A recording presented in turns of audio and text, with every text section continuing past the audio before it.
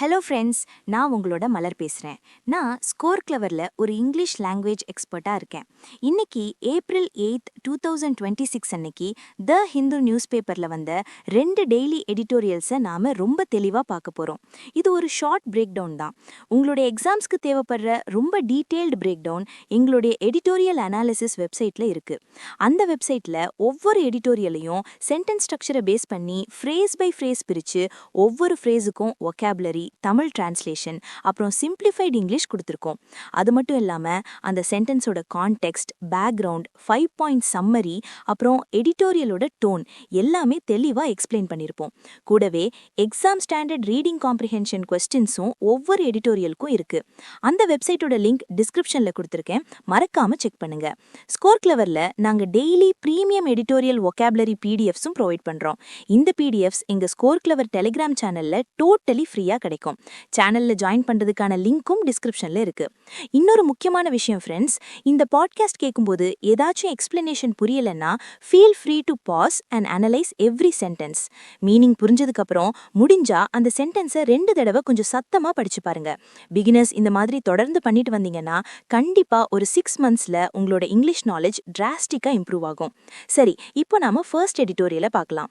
Title என்னன்னா systemic reckoning on the verdict in the Sathankulam murder case.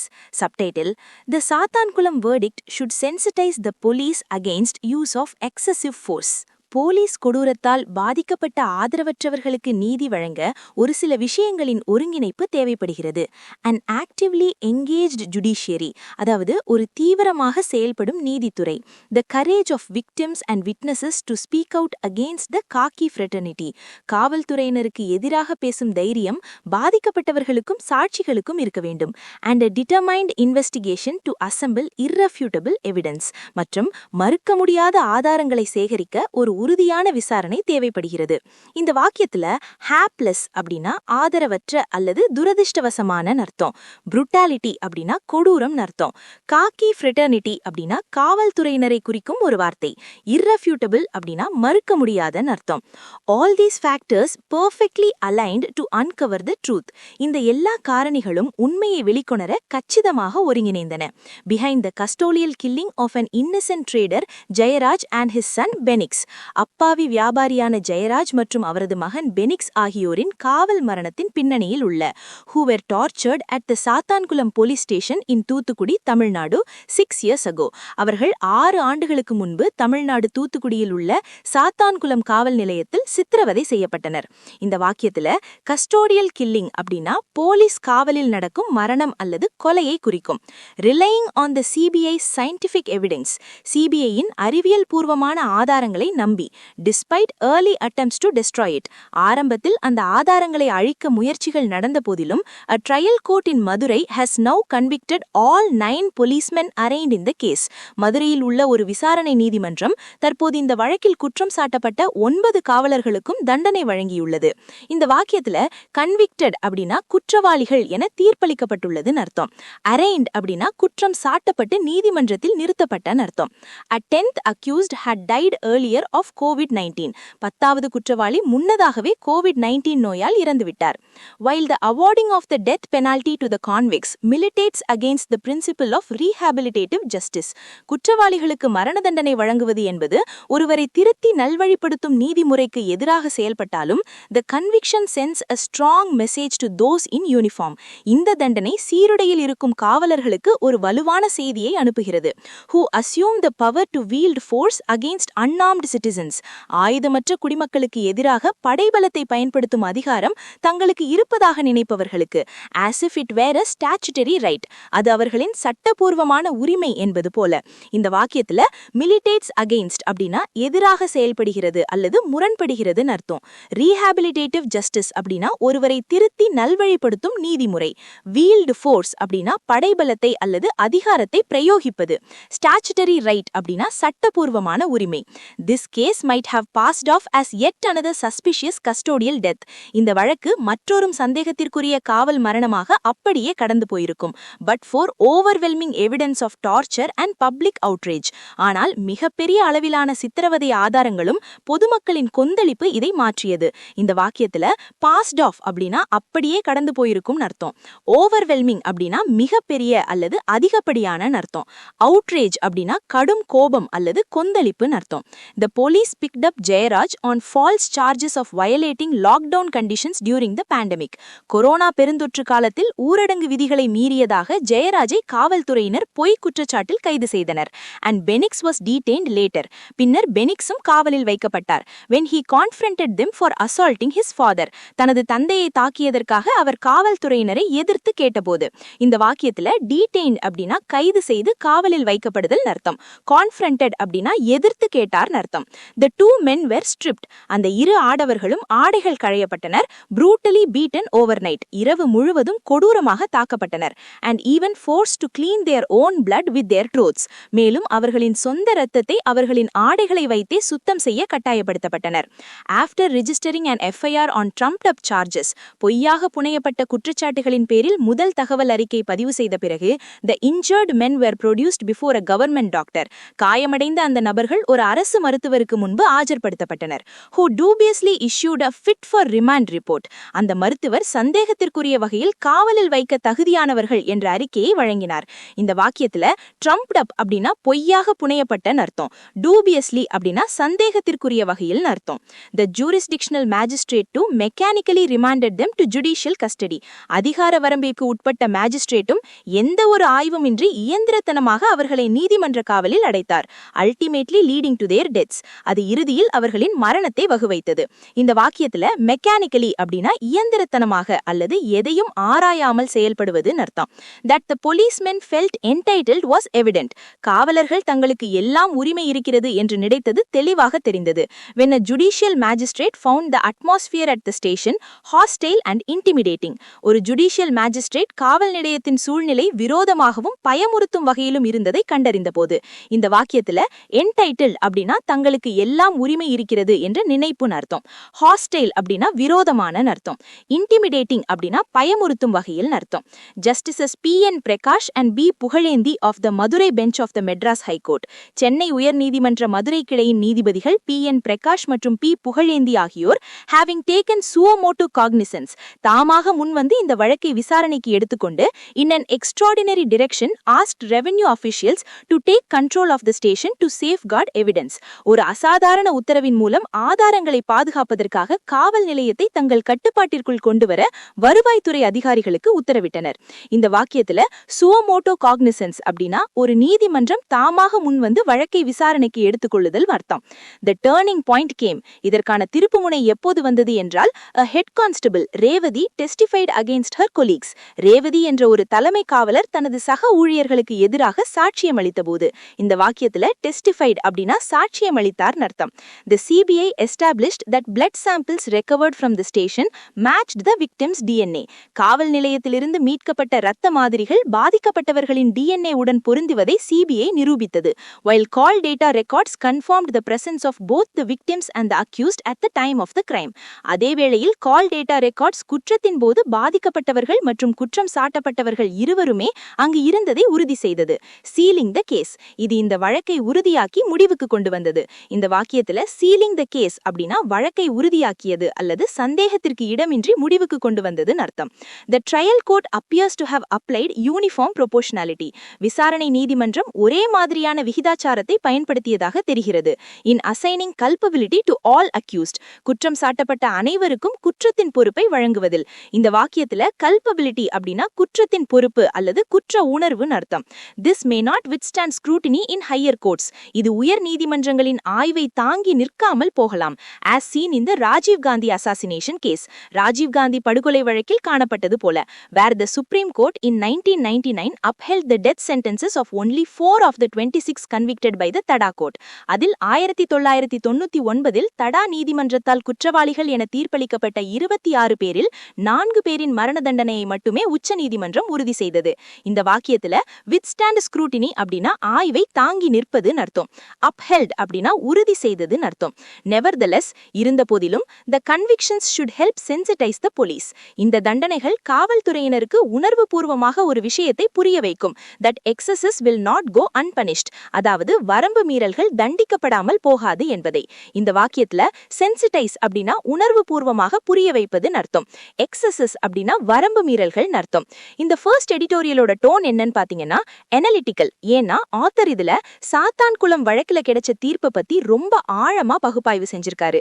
சட்ட ரீதியான விஷயங்கள், சிபிஐ எப்படி ஆதாரங்களை திரட்டினாங்க, கோர்ட் எப்படி அதை அணுகுச்சு அப்படின்னு ரொம்ப டீடைல்டா அனலைஸ் பண்ணிருக்காரு.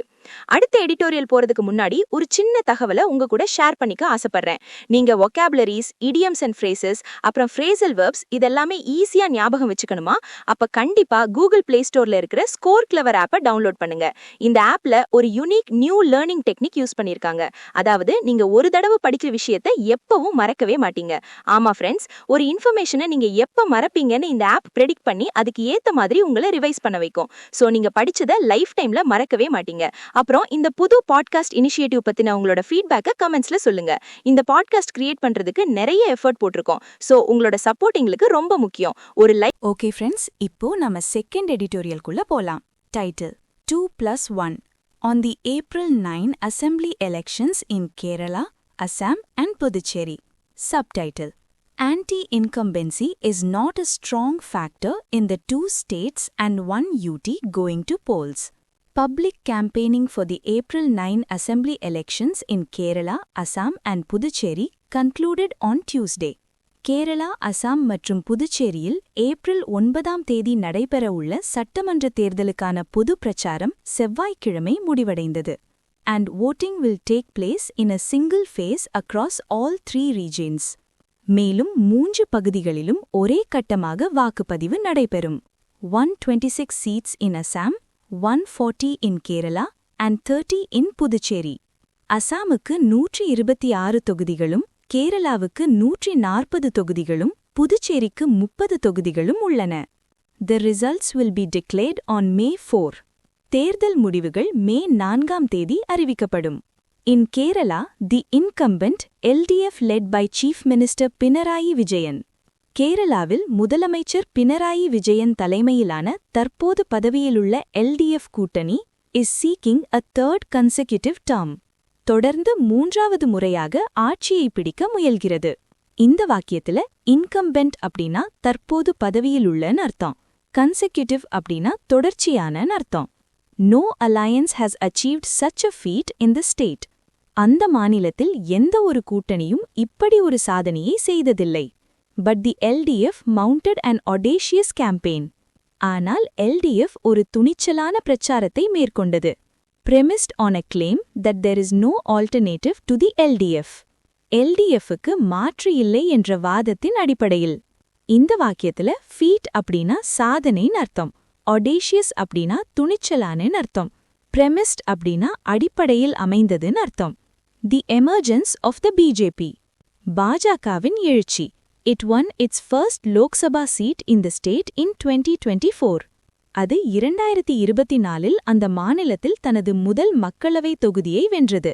As a notable force in the state has further confused the Kerala electorate.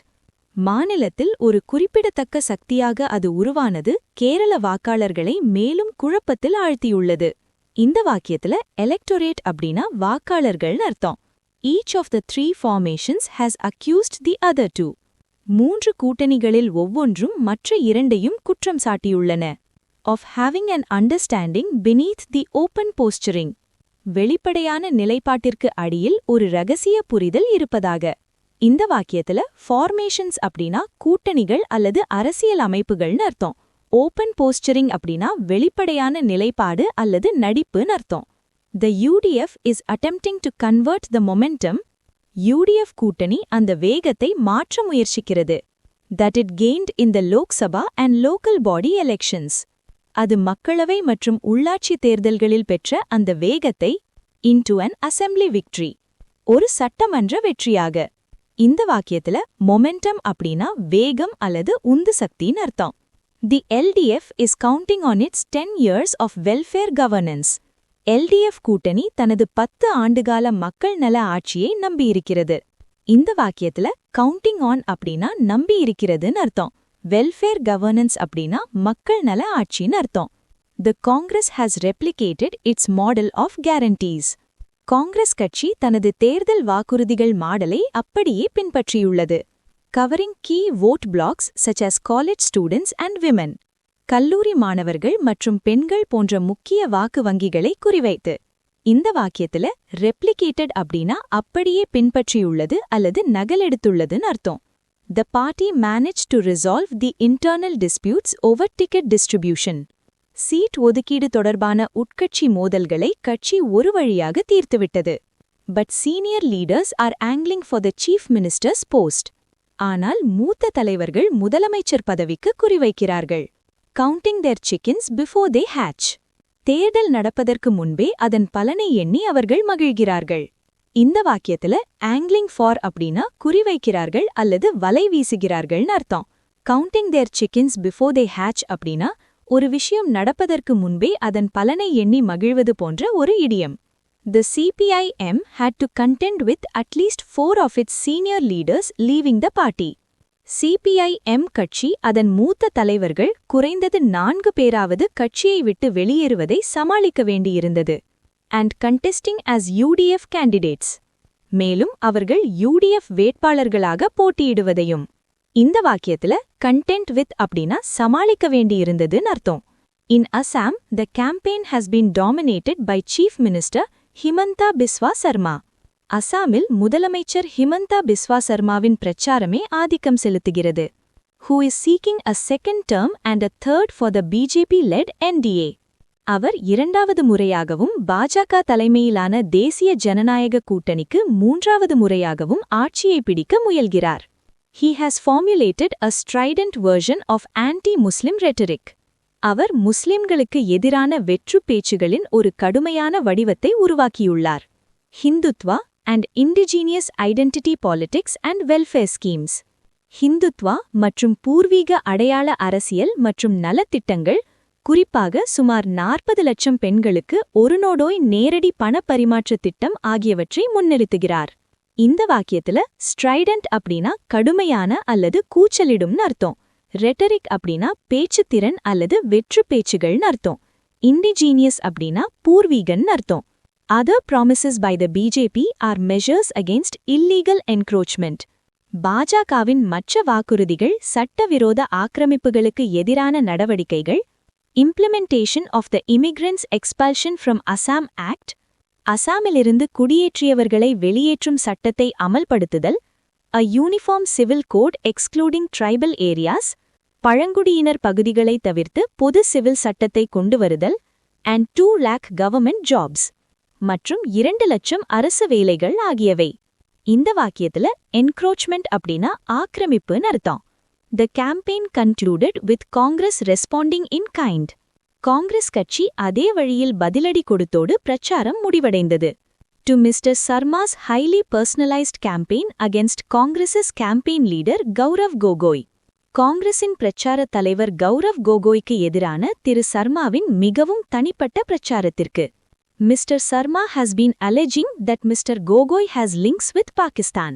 திரு கோகோய்க்கு பாகிஸ்தானுடன் தொடர்பு இருப்பதாக திரு சர்மா குற்றம் சாட்டி வருகிறார். The Congress alleged that Mr. Sarma's wife holds 3 passports. திரு சர்மாவின் மனைவி 3 பாஸ்போர்ட்டுகளை வைத்திருப்பதாக காங்கிரஸ் குற்றம் சாட்டியுள்ளது. The UAE, Antigua and Barbuda and Egypt. ஐக்கிய அரபு அமீரகம், ஆன்டிகுவா மற்றும் பார்புடா மற்றும் எகிப்து நாடுகளின் பாஸ்போர்ட்டுகளே. And may be preparing to flee in the event of defeat. மேலும் தேர்தலில் தோல்வியடைந்தால் தப்பி ஓட தயாராகியிருக்கலாம் என்றும். இந்த வாக்கியத்துல flee அப்படின்னா தப்பி ஓடுவதுன்னு அர்த்தம். A 6-party alliance led by the Congress. Congress தலைமையிலான 6 கட்சிகள் அடங்கிய கூட்டணி is fighting on an uneven battlefield in Assam. அசாமில் ஒரு சமமற்ற போர்க்களத்தில் போராடி வருகிறது. இந்த வாக்கியத்துல uneven battlefield அப்படின்னா சமமற்ற போர்க்களம்னு அர்த்தம். In Puducherry, an NDA government led by All India NR Congress leader NR Rangasamy. புதுச்சேரியில் அகில இந்திய NR காங்கிரஸ் தலைவர் NR ரங்கசாமி தலைமையிலான தேசிய ஜனநாயக கூட்டணி அரசு has been in power since 2021. 2021 முதல் ஆட்சியில் உள்ளது. With only 30 seats, the personal standing of individual candidates வெறும் 30 இடங்கள் மட்டுமே இருப்பதால் தனிப்பட்ட வேட்பாளர்களின் செல்வாக்கு could play a bigger role in the outcome. தேர்தல் முடிவில் ஒரு பெரிய பங்கை வகிக்க முடியும் than grand politics in the union territory. Union பிரதேசத்தில் நடக்கும் பெரிய அரசியலை விட. இந்த வாக்கியத்துல பர்சனல் ஸ்டாண்டிங் அப்படின்னா தனிப்பட்ட செல்வாக்குன்னு அர்த்தம். இந்த இரண்டாவது எடிட்டோரியலோட டோன் என்னன்னு பாத்தீங்கன்னா இன்ஃபர்மேட்டிவ். ஏன்னா ஆத்தர் எந்த ஒரு கட்சியையும் சப்போர்ட் பண்ணாமலோ அல்லது விமர்சிக்காமலோ 3 மாநிலங்கள்ல நடக்கிற எலெக்ஷன் நிலவரங்களை அப்படியே ஃபேக்சுவல் டீட்டெயில்ஸை மட்டும் நமக்கு இன்ஃபார்ம் பண்ணியிருக்காரு. சூப்பர் ஃப்ரெண்ட்ஸ், இன்னைக்கு நாம 2 எடிட்டோரியல்ஸையும் ரொம்ப தெளிவா பார்த்துட்டோம். கடைசியா ஒரு எக்ஸைட்டிங்கான நியூஸ். நீங்க இன்னைக்கு கத்துக்கிட்ட எடிட்டோரியல் வொக்காபுலரிய டெஸ்ட் பண்ணி பார்க்க எங்களுடைய டெலகிராம்ல எங்களுடைய எடிட்டோரியல் வொக்காப் லீக் குவிஸ்ல கலந்துக்கோங்க. இது தினமும் ஈவினிங் 7 PM லைவா நடக்கும். இத நாங்க IPL ஃபார் எடிட்டோரியல் வொக்காபுலரி அப்படின்னே சொல்லுவோம். ஏன்னா இதுல மந்த்லி லீக்ஸ், ஸ்கோர்ஸ், அப்புறம் செம்மையான ரிவார்ட்ஸ் எல்லாமே இருக்கு. இதுல கலந்துக்க டிஸ்கிரிப்ஷன்ல இருக்கிற வொக்காப் லீக் சேனல் லிங்க் கிளிக் பண்ணி ஜாயின் பண்ணிக்கோங்க. நாளைக்கு இதே மாதிரி ஒரு சூப்பரான பாட்காஸ்ட்ல உங்களை மீட் பண்றேன். Thank you and keep learning.